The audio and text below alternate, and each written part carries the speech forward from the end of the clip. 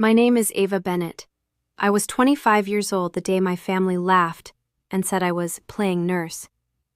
The funny part? 12 hours earlier, I had spent my night shift helping save a man who came into the emergency room with severe internal bleeding after a highway accident. At work, people called me Dr. Bennett. At home, my family acted like my career was a hobby. My mother, Carol Bennett, had been doing it for years. Whenever someone asked what I did, she never said doctor. She would say things like, Ava works at the hospital, or she's in healthcare, or my favorite, she helps out over there. Every version sounded smaller than the truth. At first, I corrected her. Eventually, I got tired. That Saturday was my grandmother June's 75th birthday. The entire family gathered at her house outside Knoxville. I came straight from an overnight shift. The second I walked into the backyard, my brother Tyler spotted me. He raised a beer and grinned. Look who finally showed up, Nurse Ava. A few relatives laughed. I sighed. Dr. Ava. Same thing, Tyler said. No, it isn't. Before I could continue, Mom stepped in. Please don't start today. That was always the rule. They could make jokes. I couldn't defend myself. So I walked away. Fortunately, Grandma June was sitting under her favorite maple tree. The moment she saw me, she smiled. There's my doctor. Just hearing someone say it felt nice. I hugged her. Happy birthday, Grandma. She squeezed my hand. You look exhausted. I am. Hospital? When is it not? She laughed. Unlike everyone else, Grandma never minimized what I did. She didn't understand emergency medicine, but she respected it. Don't let people who refuse to see you decide who you are, she said. I remembered those words later. For the next hour, I stayed out of trouble. I talked to relatives, helped with drinks, and spent time with my 6-year-old niece, Sophie. Sophie was Tyler's daughter. She adored me. Aunt Ava, she whispered, tugging on my sleeve. Daddy says you help really hurt people. I looked across the yard at Tyler. Interesting. Apparently, he knew exactly what I did. He just never corrected anyone else. Sometimes, I said. Sophie nodded seriously. I think you're brave. I smiled. Thanks, kiddo. A little later, everyone gathered around the cake table. Grandma sat in the center, while family surrounded her. Mom loved speeches, especially when people were listening. She raised her glass. To my wonderful mother and this amazing family. Everyone applauded. Then she smiled toward Dad and Tyler. Ron and Tyler have worked so hard keeping the family business strong. More applause. Then Aunt Melissa looked at me. And Ava at the hospital. The yard went quiet. For 1 second, I thought Mom might finally say it. Doctor. Just once. Instead, she laughed. Oh yes, Ava is still playing nurse over in Knoxville. The laughter came instantly. My stomach dropped. Not because I'd never heard it before, because she said it so easily. Like years of medical school and residency were a joke. I set down my drink. I'm not playing nurse. The laughter faded. I'm an emergency physician. Nobody spoke. I've been a doctor for years. Tyler rolled his eyes. It was a joke. No, a joke is supposed to be funny. Dad sighed. Let's not do this today. I looked at him. Then when? Silence, because there was never a convenient time for the truth. Mom stepped closer. Don't embarrass yourself. That hurt more than the joke. Correcting a lie wasn't embarrassing. Telling it should have been. I grabbed my bag. I'm getting some water. As I walked away, Mom whispered, You always make everything about you. I stopped, then turned around. No, Mom. The smile disappeared from her face. You've spent years pretending my career is something it's not. The nearby conversations died immediately. I don't need you to brag about me. My voice stayed calm. I just need you to stop pretending. Nobody said anything, so I walked inside. The kitchen was quiet. I poured myself a glass of water and leaned against the counter. On Grandma's refrigerator hung a photo from my medical school graduation. Underneath it, she had written 3 words, "Our Dr. Ava." I smiled. At least one person saw me. Then I heard a scream outside, a child's scream, terrified. Wrong. Every emergency doctor learns the difference between normal noise and real danger. This was real danger. I dropped the glass and ran. The entire backyard was staring toward the driveway. People were frozen. Someone screamed Sophie's name. My eyes followed theirs, and my blood turned cold. Tyler's truck was rolling backward, and Sophie was lying directly behind it. For a second, nobody moved. People stared. Someone dropped a plate. Tyler froze. I ran. By the time I reached Sophie, the truck had stopped against a landscaping stone, but Sophie was lying on the gravel, motionless. I dropped to my knees beside her. "Nobody touch her." Years in emergency medicine take over automatically. You stop panicking. You start assessing. Pulse, breathing, response. Sophie's pulse was there, fast, but there. Her breathing was shallow. A thin line of blood ran down the side of her forehead. "Sophie?" No response. Behind me, Tyler finally found his voice. "Sophie!" He rushed forward. I held up a hand. "Stay back." For once he listened. "Dad, call 911. Dad immediately grabbed his phone. The entire backyard had gone silent. The same people who had been laughing 10 minutes earlier were now staring in shock. I checked Sophie's pupils. One reacted slower than the other. My stomach tightened.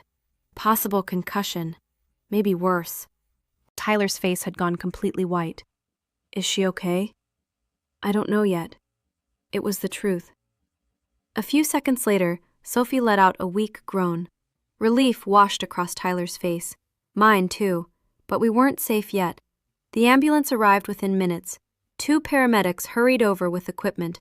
The older one knelt beside Sophie. "What happened?" I answered immediately. 6-year-old female, vehicle incident, brief loss of consciousness, unequal pupil response, pulse present, breathing shallow. The paramedic glanced at me. "Medical?" "Emergency physician." He nodded and got to work. Within seconds, Sophie was on oxygen and connected to monitors. After checking her vitals, he looked at Tyler. "We're transporting now." Tyler nodded rapidly. "Okay, let's go." Then he looked at me. Fear had stripped away every bit of his usual confidence. "Ava," his voice cracked. "Please come." I didn't hesitate. Of course. Because Sophie mattered more than every argument we'd ever had. The ambulance ride was quiet. Tyler sat beside the stretcher holding Sophie's hand. I watched the monitor. Heart rate elevated but stable. Good. Halfway to the hospital, Sophie's eyes opened briefly. "Daddy?" Tyler almost broke down. "I'm here, sweetheart." Her eyes drifted toward me. "Aunt Ava?" "I'm here too." She gave a tiny nod before closing her eyes again. The paramedic smiled. "That's a good sign." 20 minutes later, we arrived at East Tennessee Regional Medical Center, my hospital, the place where I spent most of my life. As Sophie's stretcher disappeared through the emergency doors, the rest of the family arrived behind us. Mom, Dad, aunts, uncles, everyone suddenly looked nervous. Inside the ER, nurses moved quickly around Sophie. Monitors beeped. Doctors gave orders. The organized chaos felt familiar, comforting even. This was my world. Not the backyard, not the jokes. Here, competence mattered. A nurse passing by suddenly stopped. "Dr. Bennett?"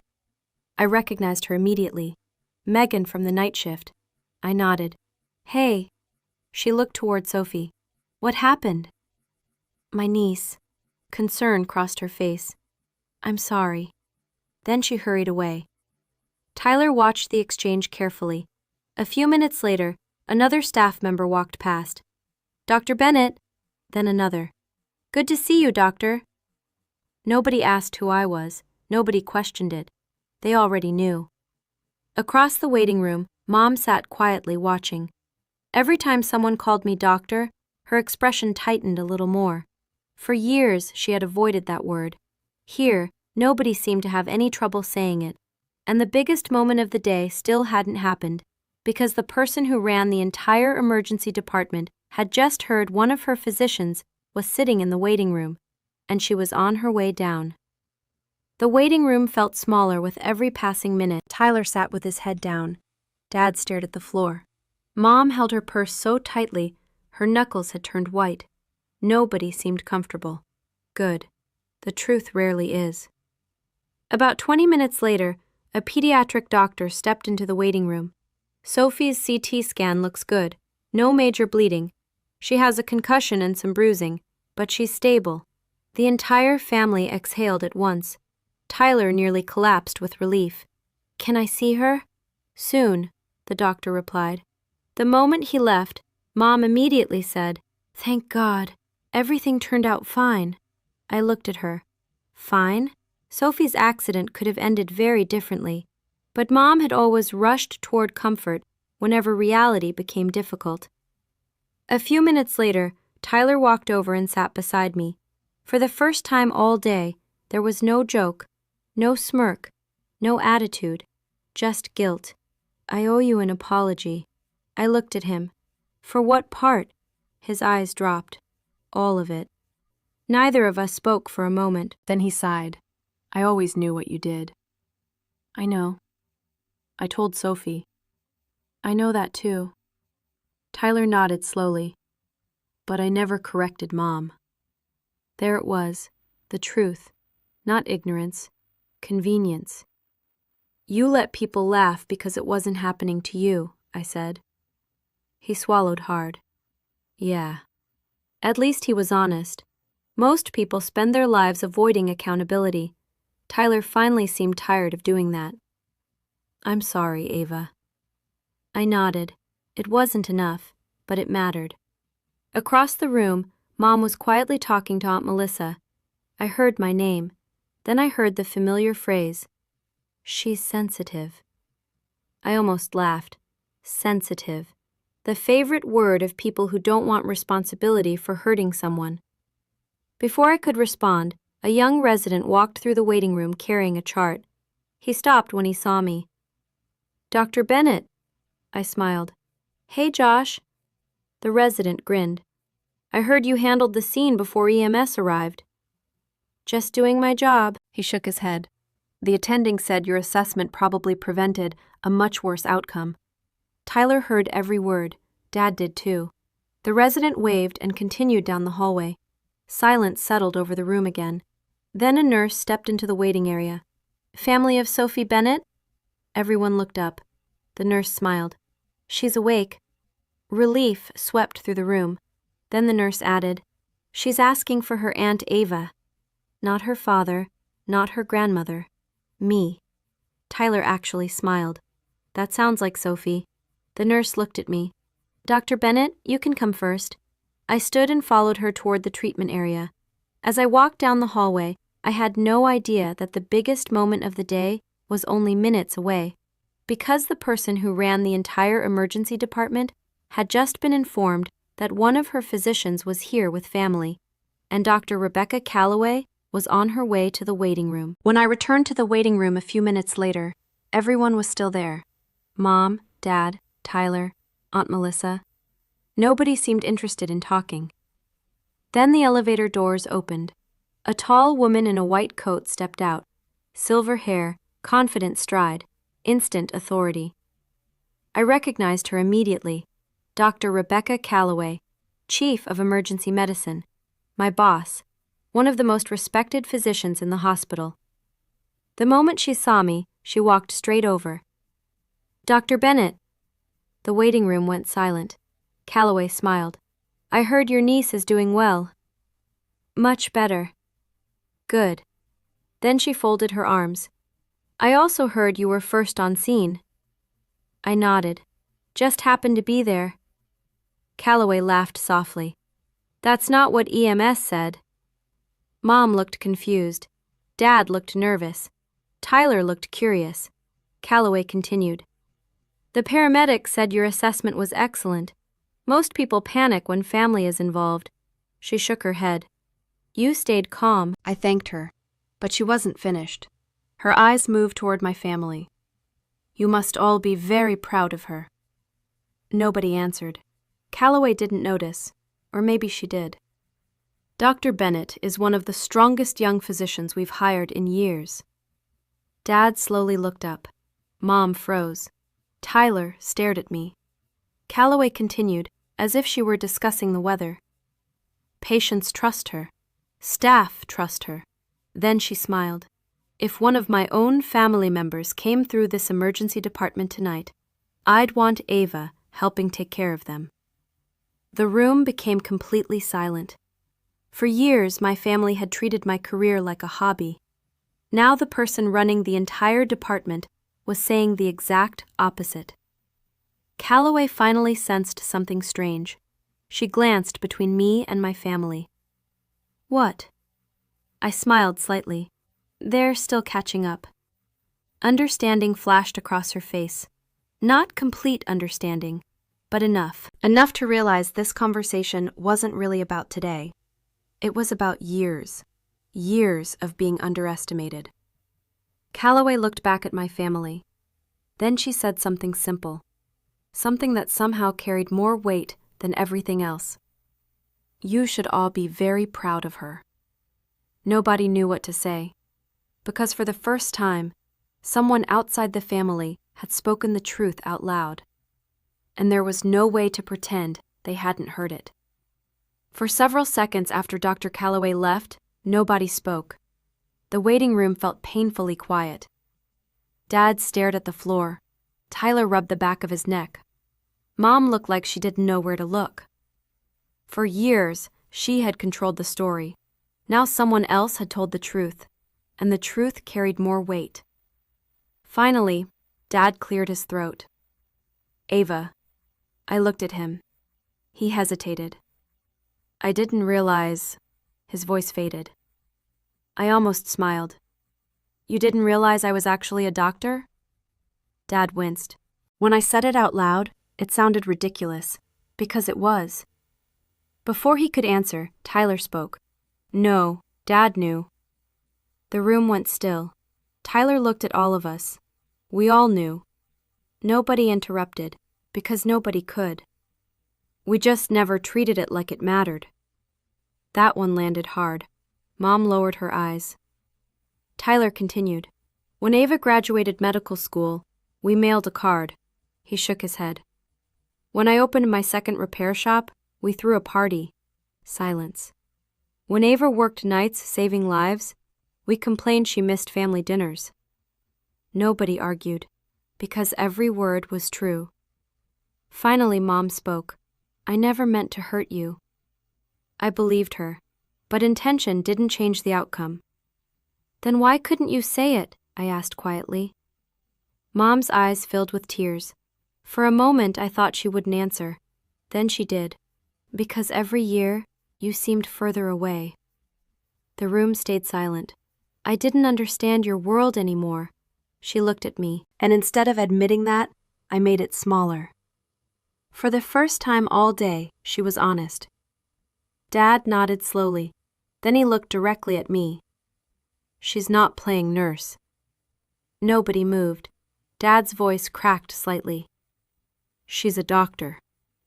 Simple, late, but real. At that moment, a nurse stepped into the waiting room. Sophie is asking for everyone. The tension broke immediately. We followed her down the hallway. When we entered the room, Sophie was sitting up in bed, eating a popsicle. The moment she saw me, she smiled. Aunt Ava! I walked over and hugged her carefully. She pointed at me proudly. Aunt Ava saved me. Nobody laughed. Nobody corrected her. Nobody tried to rewrite the story. For once, everyone simply accepted the truth. Tyler put a hand on my shoulder. Yeah, he said quietly. She did. And for the first time in years, my family finally saw me for who I was. Not someone playing nurse, not someone pretending, not the version they had invented. Just Dr. Ava Bennett, the woman who showed up when it mattered most, the woman they should have been proud of all along.